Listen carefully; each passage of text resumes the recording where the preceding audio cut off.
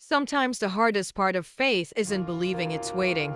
Meet a girl who faced the same struggle and how her story might mirror yours. Here's the girl who waited. In the peaceful town of Okposi lived a young woman named Amara.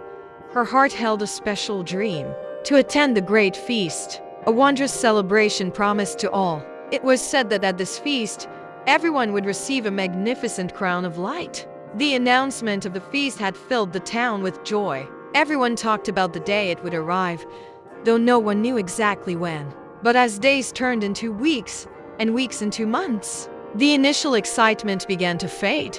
Many grew tired of waiting. Why wait for one big feast when there are so many smaller parties now? Her friend Lena would often say, rushing off to join a lively gathering. Amara watched as she felt a pang of loneliness in her heart. Amara felt restless too. She almost gave in, almost put away her lamp, almost stopped believing the great feast would ever come. The path of waiting felt longer than expected and sometimes very lonely too. One quiet afternoon, as Amara sat by herself, she met an old gardener named Okoro.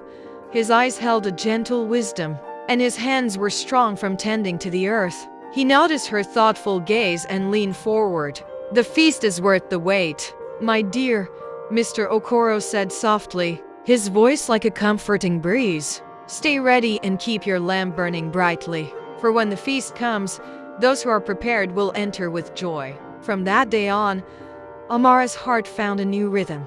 She began to prepare daily. She carefully oiled her lamp, ensuring its wick was trimmed and ready. She worked on her simple dress, adding tiny, hopeful stitches.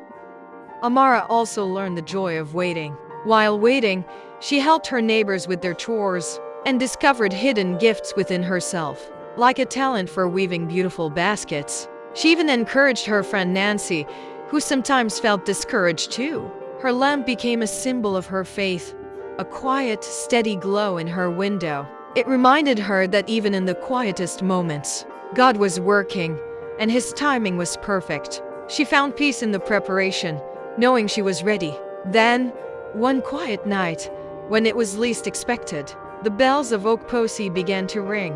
A clear, joyful sound echoed through the town. The great feast was here.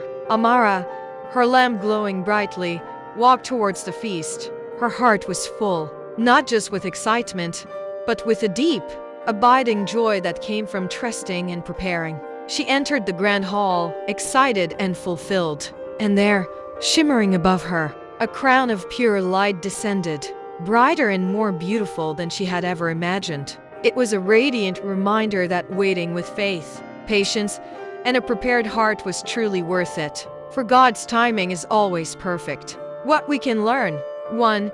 Seasons of waiting are opportunities for preparation, not punishment. 2. God's promises remain true even when circumstances seem silent. 3. Waiting seasons shape your character and sharpen your vision. 4.